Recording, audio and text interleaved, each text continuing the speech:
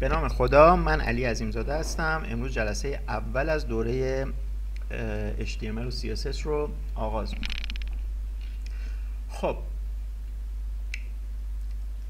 بریم سراغ یه نوتپد، یه خورده قصه تعریف کنم.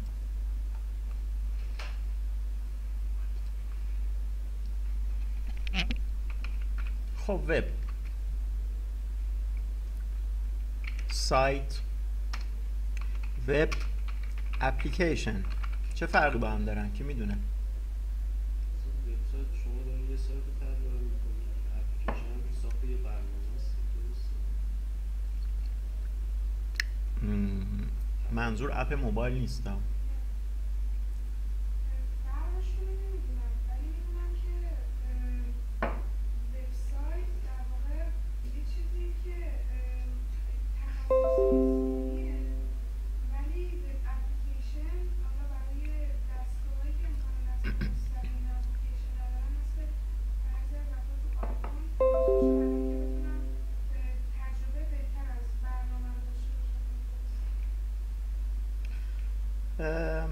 حالا یه جورایی اوکی ولی دقیق نیست.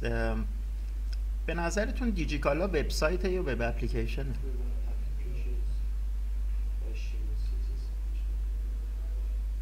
وبسایت رو با چی می‌نویسیم؟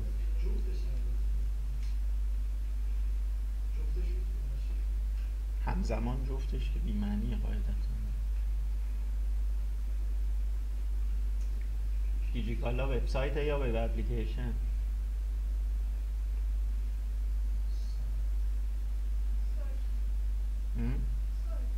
سایت، اپلیکیشن.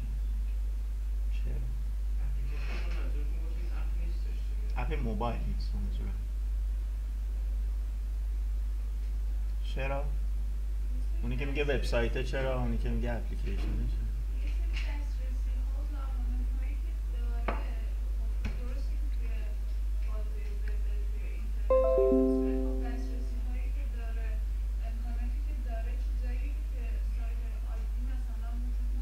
مثل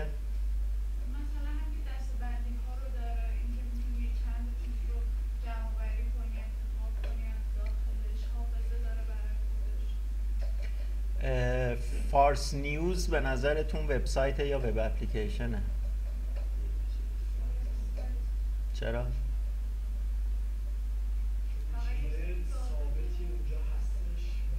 این تغییر نمیکنه؟ اخبار تغییر نمیکنه؟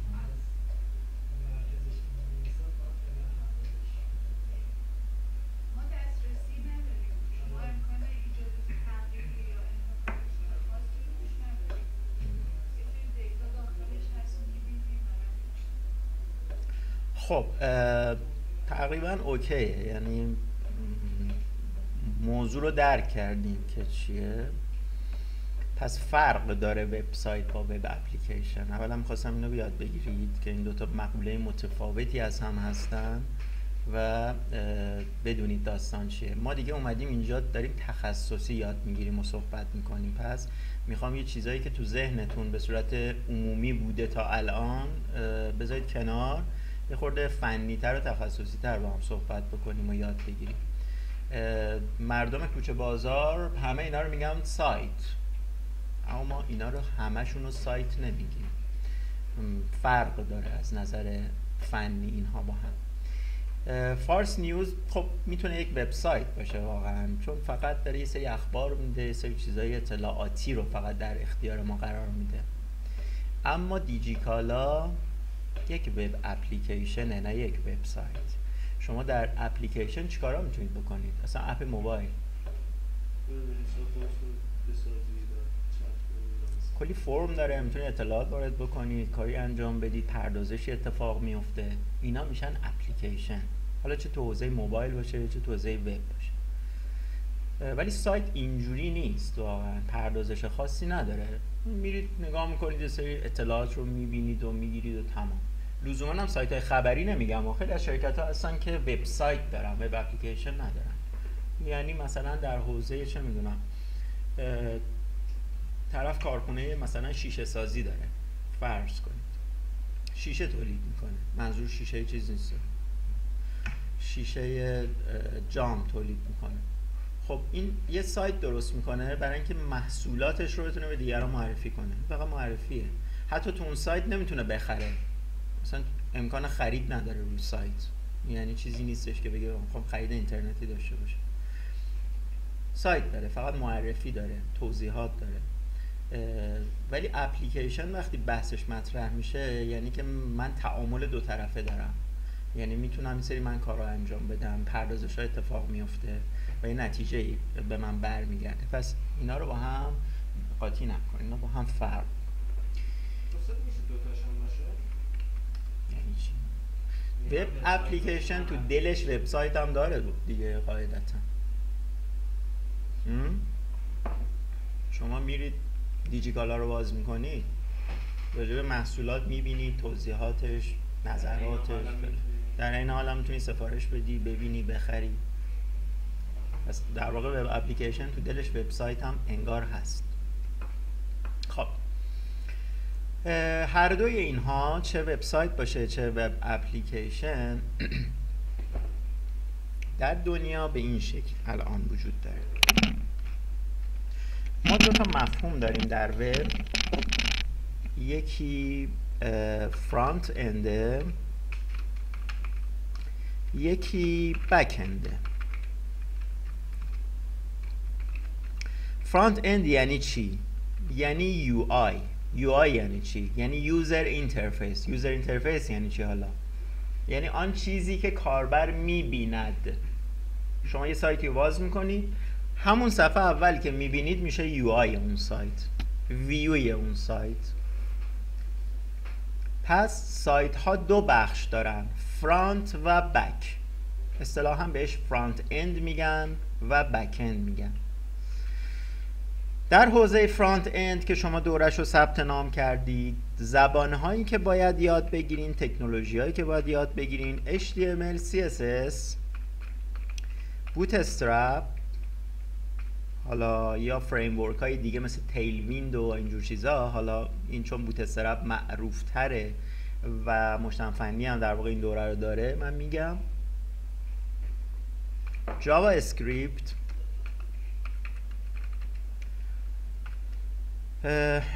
جی کوئری، ویو جی اس، ویو جی اس، ریاکت جی اس، انگولار،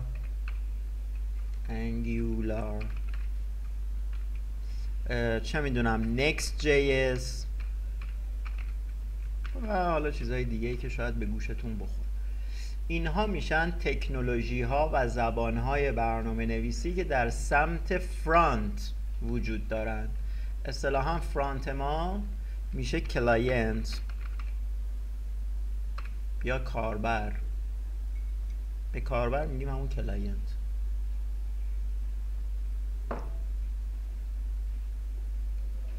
خب شما برای اینکه فرانت اند کار بشید اصطلاحاً باید حداقل هایی رو یاد بگیرین، یعنی این حالا ستا و این، یا یکی از کتابخونه ها، لایبرری های جاوا اسکریپت. همه اینایی که از اینجا به بعد براتون نوشتم همه زیر مجموعه جاوا اسکریپته، یعنی بیسش جاوا اسکریپتیه.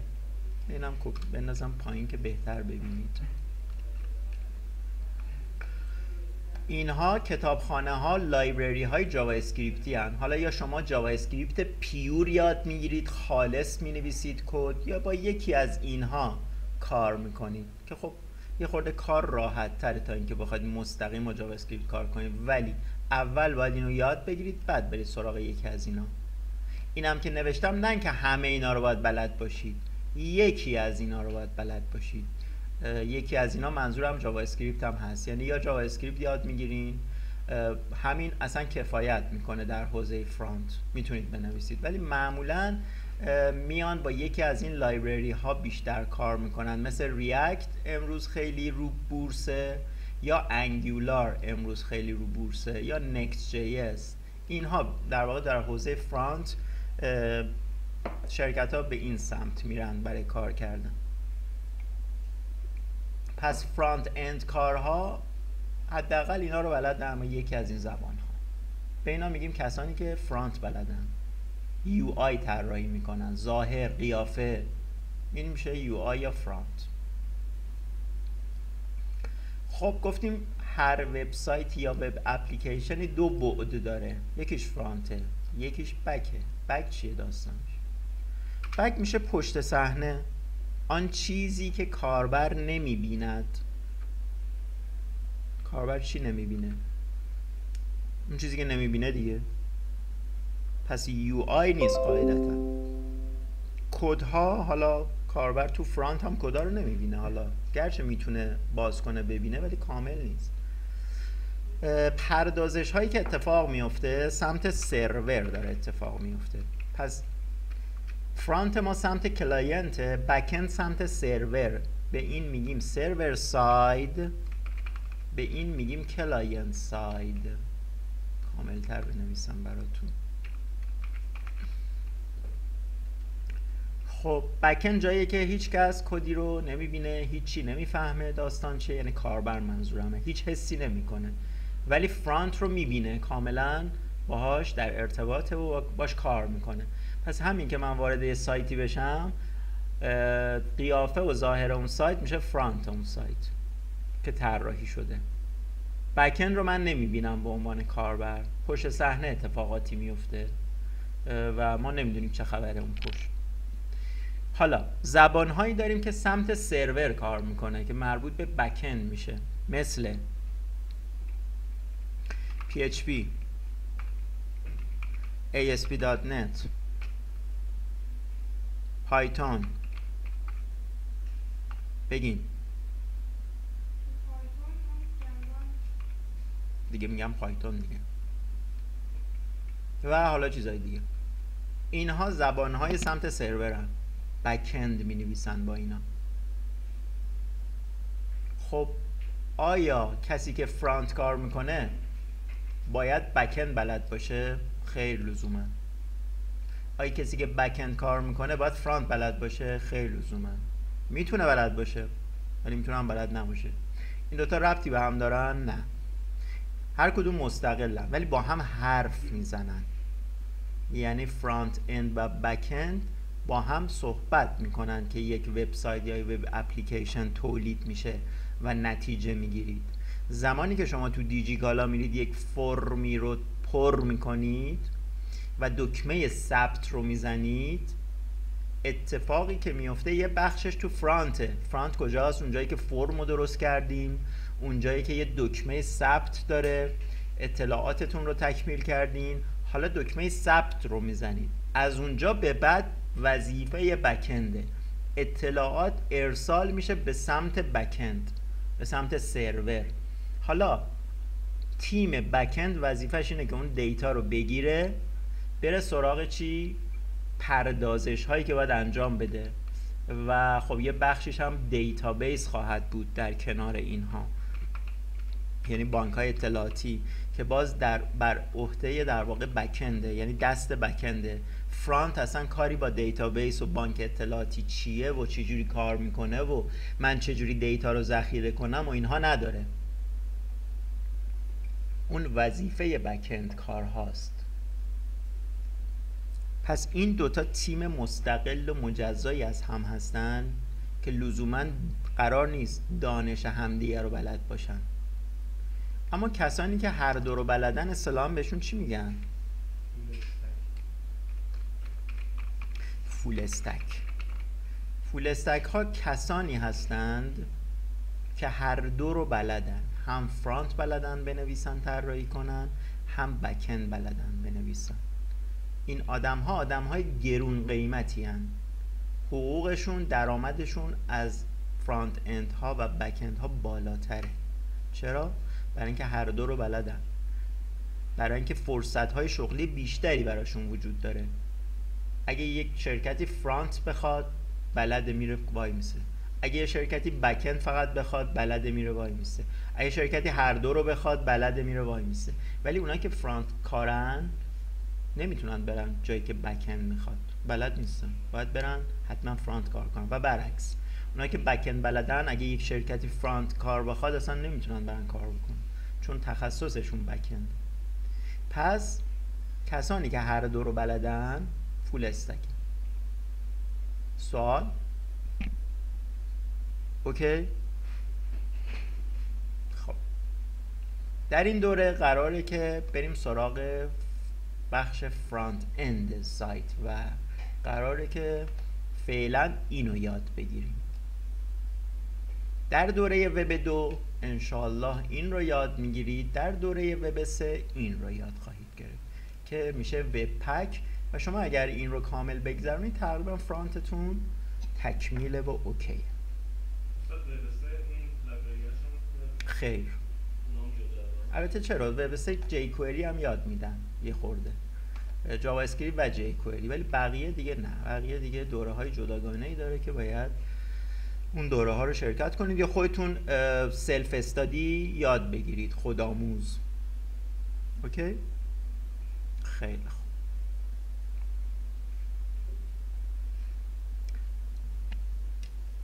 این شد ساختار کلی در وب.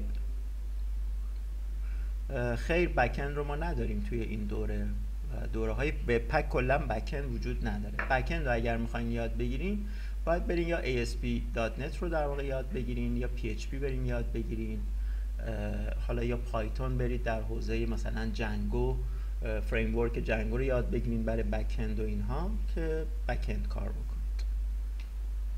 آقا مهمه که ما فرانتمون در واقع مثلا HTML CSS بوتسترپ مثلا React JS داریم کار میکنیم، مهمه بک‌اندمون چی باشه؟ خیر، هر چی باشه، PHP میخواد باشه، ASP میخواد باشه یا پایتون.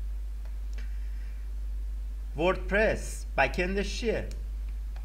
کسایی که کار کردن PHP. وردپرس بک‌اندش PHP، فرانتش چیه؟ خب HTML CSS بوتسترپ جاوا اسکریپت.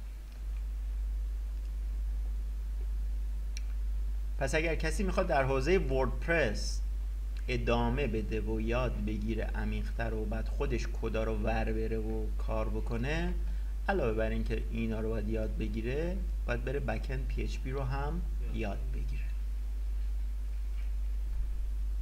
آقا بازار کار کدومش بهتره؟ هر دو. چی یاد بگیریم پول بیشتر در بیاریم؟ فرقی نمیکنه. آن چیزی که یاد میگیرید فقط حرفه‌ای بشید توش، همین، هیچ. خیر.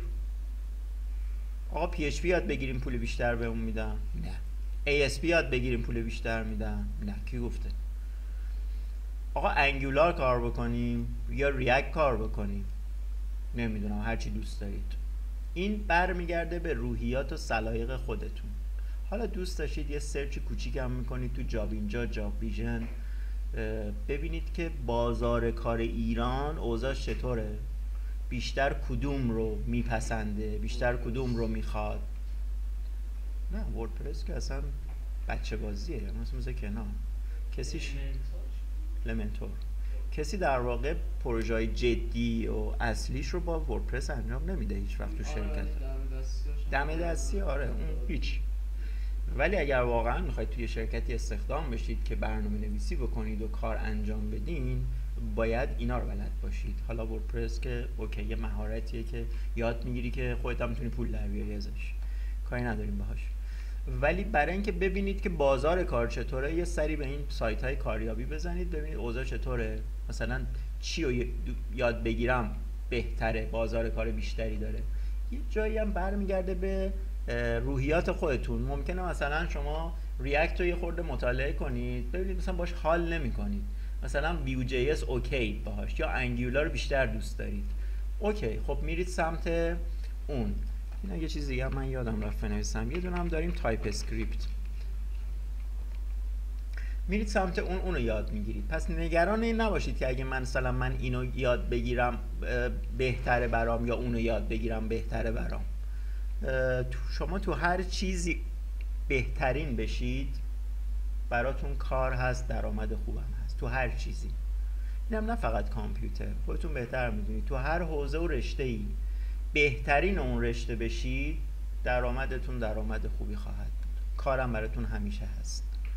پس این کلیه، یعنی فقط خاص کامپیوتر و رشته کامپیوتر نیست. تو هر رشته‌ای که کار میکنید، حتی نقاشی، هنر، هر چیزی که شما تصورشو بکنید، بهترین خودتون بشید تو اون رشته، درآمد هست، کارم هست همیشه براش. خب این قصه ای بود که باید راجبش قبل شروع در واقع داستان براتون تعریف میکردم که یه دید کلی نسبت به حوزه وب پیدا بکنید که اصلا داستان چیه و به کجا قراره برسیم، و بعد بریم سراغ حالا فرانت. خیلی خوب، بیایم سراغ اینجا، برمیگردیم به اینجا و ببینیم داستان چی. خب ما قراره که در حوزه فرانت فقط کار بکنیم. یو آی برمیگرده به صفحات وب. صفحات وب چه صفحاتی هستن؟ چیا هستن در واقع توشون؟ صفحاتی در اینترنت که حاوی عکس، فیلم، متن، گرافیک، صدا ها، اینا میشن در واقع صفحات وب. این صفحات وب رو چجوری اجرا میکنن و نشون داده میشن؟ توسط مرورگرها یا براوزرها. پس اجرا کننده ی صفحات وب مرورگرها هستن. مرورگرها رو بشمارید ببینم چی هستن.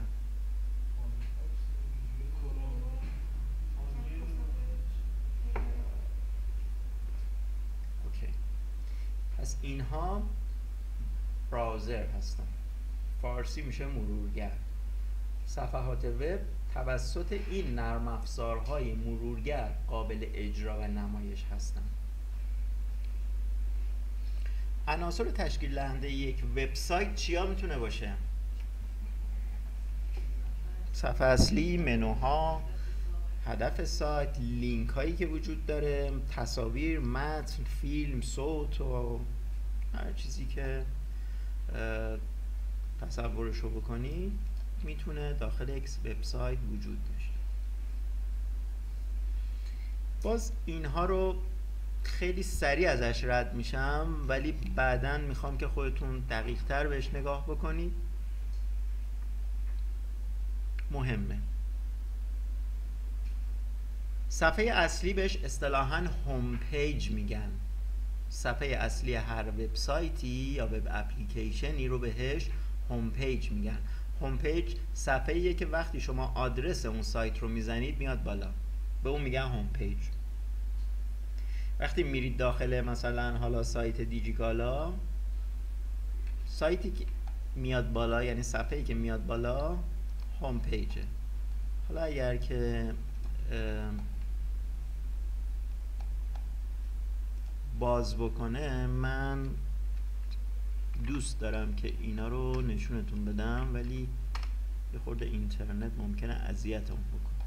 خب همین که من در واقع وارد دیجیکالا میشم، این صفحه اولش، این هوم پیج دیجیکالاست. معمولا هم تو صفحه اول چیا میذارن؟ تبلیغات، محصولات و چیزای کلی که وجود داره، منوها، اینها همه صفحه اول میاد که شما بتونید انتخاب بکنید و کجا میخواین برین و چیکار میخواین بکنید. یا مثلا اگه من توروب رو بذارم، مثلا torob.com،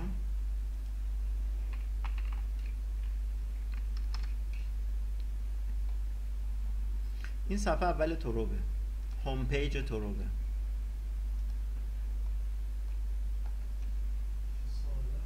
خیلی ساده است دیگه، برای اینه که فقط بتونه سرچ بکنه مثل گوگل مثلا اطلاعات رو به شما نشون بده. اصلا هدف توروب چی بوده؟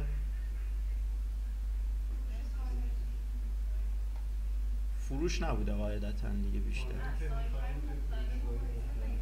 میتونه در واقع فروشگاه مختلف بهتون معرفی بکنه که اون محصول رو داره با قیمت‌های مختلف، شما انتخاب بکنید. به نظرتون توروب درآمدش از کجاست؟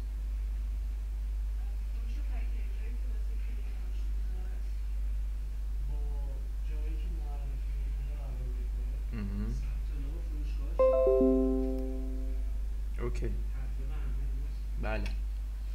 خب این بالا براتون در واقع منوشو دسته‌بندی گذاشته که تو هر حوزه‌ای می‌خواید بتونید کلیک بکنید و واردش بشید. پس اینها میشن هوم پیج صفحات سایت‌های مختلف. معمولا سعی میکنن هوم پیج‌ها رو سبک بگیرن. یعنی چی؟ یعنی خیلی گرافیک سنگین توش استفاده نکنن که وقتی میخواد لود بشه کاربر پشیمون بشه از این که میخواد تو اون سایت بره و بی خیال بشه و ولش بکنه. خب لینک یا هایپر لینک، اینا مفاهیمیه که باش کار داریم ما. لینک یا هایپر لینک، لینک ها چی هستن؟ همتون آشناین دیگه، بهش پیوند میگن توی فارسی. بخش مهمی از وبه که هدفش چیه؟ شما رو منتقل میکنن به صفحات دیگری از اون سایت یا سایت های دیگر. وظیفه‌شون اینه، هایپر لینک ها یا پیوند ها اصطلاحاً. الان میبینید من که رو هر کدوم از اینا بخوام کلیک بکنم منو منتقل میکنه به یه جای دیگه، رو این کلیک بکنم منو منتقل میکنه به یک صفحه دیگه. اینا همه لینکه که میبینید، یا توی دیجیکالا همه اینها لینکه، یعنی رو اینا من هر کدوم کلیک بکنم من رو هدایت میکنه به جای دیگری، به صفحه دیگری. به اینا میگیم لینک یا هایپر لینک اصطلاحاً میگن در حوزه وب.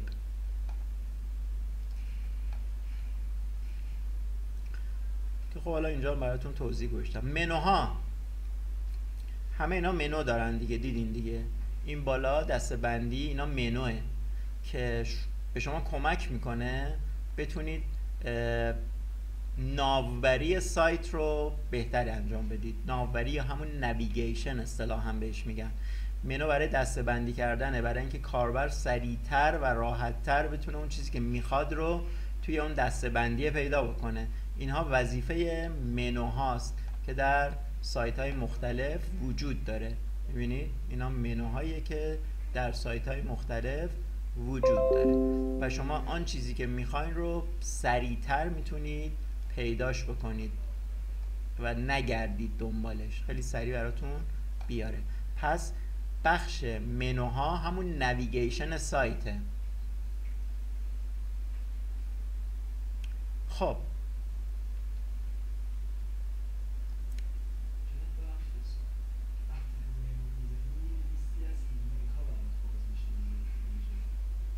بله، بریم سراغ پروتکل های وب. اینها هم مهمه که بدونیم. حالا پروتکلی به نام HTTP یه خورده دیگه اینجا فنی تر و تخصصی تر میشه، حالا ممکنه یه خورده براتون سخت باشه ولی حالا سعی میکنم که به زبان ساده تر بگم. پروتکلی به نام HTTP داریم، مخفف هایپر تکست ترانسفر پروتکل. احتمالا اسم HTTP به گوشتون خورده. خب HTTP یکی از اصلی ترین پروتکل ها در حوزه وبه. وظیفه‌اش چیه؟ انتقال ابرمتن یا همون هایپر تکست یا صفحات وب. خلاصه برای اینکه ما بتونیم زیر صفحه وبی رو ببینیم باید با این پروتکل کار بکنیم. آقا ما مستقیم با این پروتکل کاری داریم؟ نه، ما مستقیم خیلی کاری نداریم باهاش، ولی باید بدونیم که این پروتکل وظیفه‌اش چیه و اصلا صفحات وب با چه پروتکلی در دنیای وب داره کار میکنه. چون ما قراره که طراح وب باشیم دیگه، قراره با فرانت کار بشیم. این حداقل هاییه که در حوزه فرانت باید بلد باشیم. پروتکلی FTP داریم. پروتکل بعدی FTP مخفف فایل ترانسفر پروتکله. این به چه دردی میخوره؟ برای انتقال فایل ها هست، فقط در بستر اینترنت، نه وب. اصلا ما با وب در پروتکل FTP کاری نداریم، اینترنت نیاز داریم فقط. این پروتکل وظیفه‌اش چیه؟ میتونیم فایل رو از یک کامپیوتر به یک کامپیوتر دیگه منتقل بکنیم با استفاده از این پروتکل. جلوتر که رفتیم بیشتر راجبش صحبت خواهیم کرد، مخصوصا زمانی که حالا میخوایم وبسایتمون رو منتقل بکنیم به مثلا سرور. به هر حال کاری نداریم فعلا. پروتکل بعدی TCP/IP یکی از معروف ترین پروتکل هایی که اصلا پروتکل در واقع اینترنت محسوب میشه. TCP/IP که مخففش هم براتون کاملش رو نوشتم، Transmission Control Protocol /Internet Protocol. IP که همه میدونن چیه؟ IP آدرس یه خورده شبکه‌ای صحبت کنیم. IP میشه شناسه به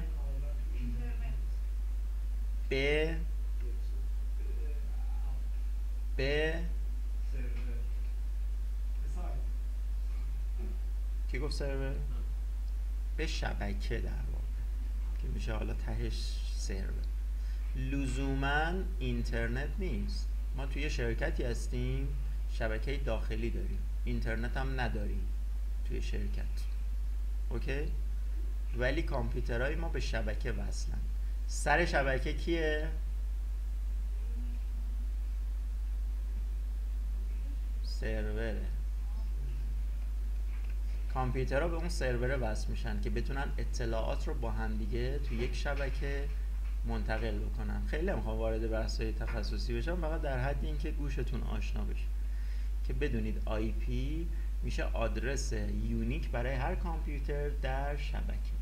قاعدتا تو اینترنت هم که یک شبکه بزرگتره، هر کامپیوتری که وارد اینترنت میشه یک IP منحصر به فرد خواهد داشت. امکان تکراری بودن IP در دنیا وجود ندارد.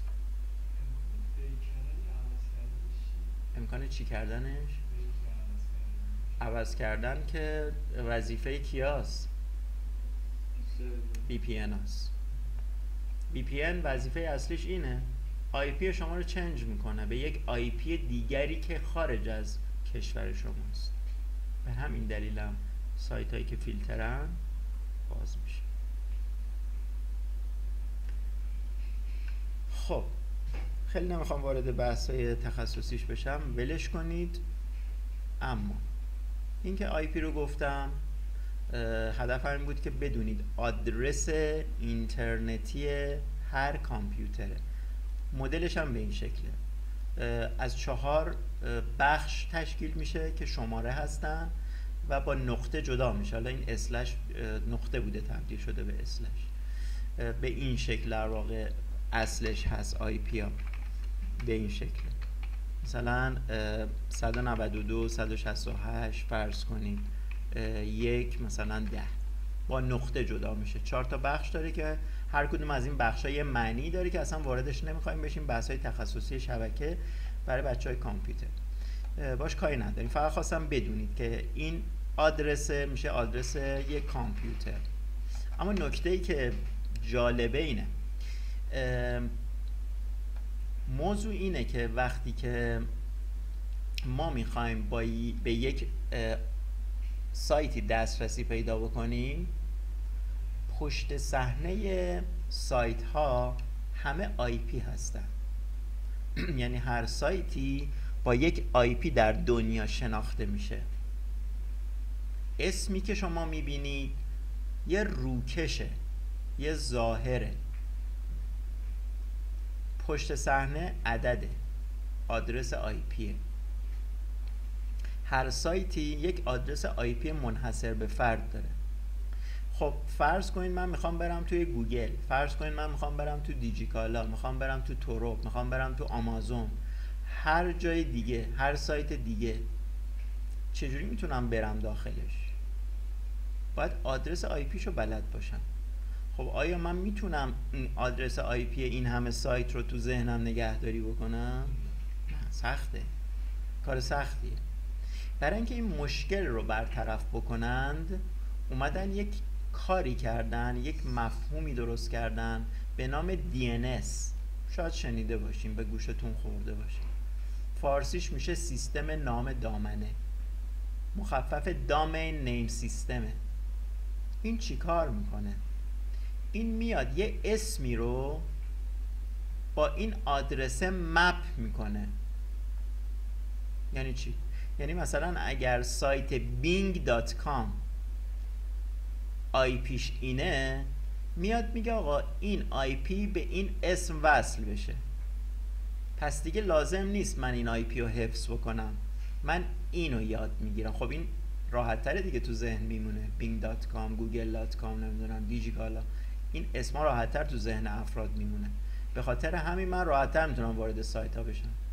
پس آن چیزی که شما میبینید اسم سایته فقط یک روکشه، پشت صحنش آی پیه، یه آدرسه در دنیای اینترنت که همه از هر جای دنیا میتونن بهش دسترسی داشته باشن.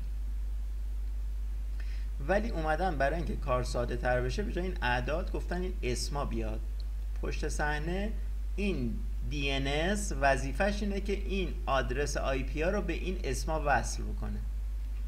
ما هم نمیدونیم چجوری این کار رو میکنه، اصلا باشم کاری نداریم، فقط میخواستم بدونید که پشت صحنه سایت ها چه اتفاقی داره میفته. اوکی. انواع مرورگرهای وب براوزرها هم که خودتون گفتید، اینجا من براتون چند تاییشو آوردم. اینا همه معمولا فری و اوپن سورس هم هستن، میتونید نصب بکنید و کار بکنید، هم توی در واقع اینترنت، هم توی لپتاپتون، هم توی چه میدونم تبلتتون، هم تو گوشیاتون میتونید براوزرها رو داشته باشید و باهاش کار بکنید.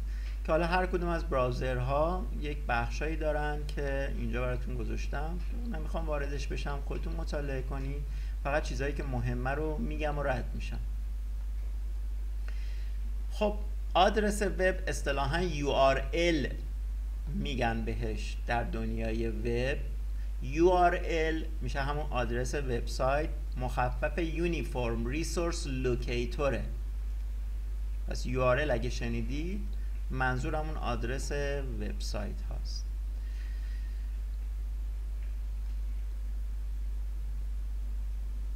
میخوایم بریم سراغ دامنه ها یا دامین ها و انواعش.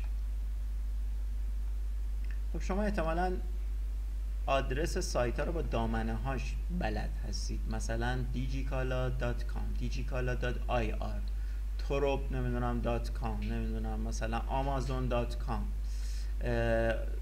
sanjesh.org مثلا و خیلی چیزای دیگه.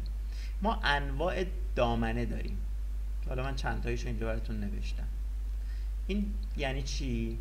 یعنی که من میخوام یک سایت توی اینترنت راه اندازی کنم، مثل اینه که میخوام یک مغازه باز بکنم. وقتی میخوام یک مغازه باز بکنم، میرم یه مغازه انتخاب میکنم، در دنیای واقعی دارم میگم میرم یه مغازه پیدا میکنم، حالا یا میخرم یا اجاره میکنم. تکلیفم روشنه که میخوام چه صنفی توی اون مغازه کار بکنم و چه کسب و کاری را بندازم. قبول دارید که برای مغازتون یه سردر و یه اسم انتخاب میکنید؟ عین همون نگاه در اینترنت برای وبسایت ها وجود داره. وبسایت ها در واقع مغازه های اینترنتی هستن. خب باید یه آدرسی داشته باشن که به مردم بگیم آقا بیا تو مغازه مجازی من. این آدرس های اینترنتی میشه همون نام وبسایت هایی که ما برای وبسایت همون در نظر میگیریم برای کسب و کارم. اصول نام وبسایت ها، در انتخاب نام برای وبسایت ها هم یه سری اصول داره که حالا اینجا باز براتون توضیح دادم. انتخاب دامنش هم یه سری باز اصول داره. اگه موافق باشید یک بریک چند دقیقه‌ای بریم، استراحت بکنید، بعد ادامه بدیم.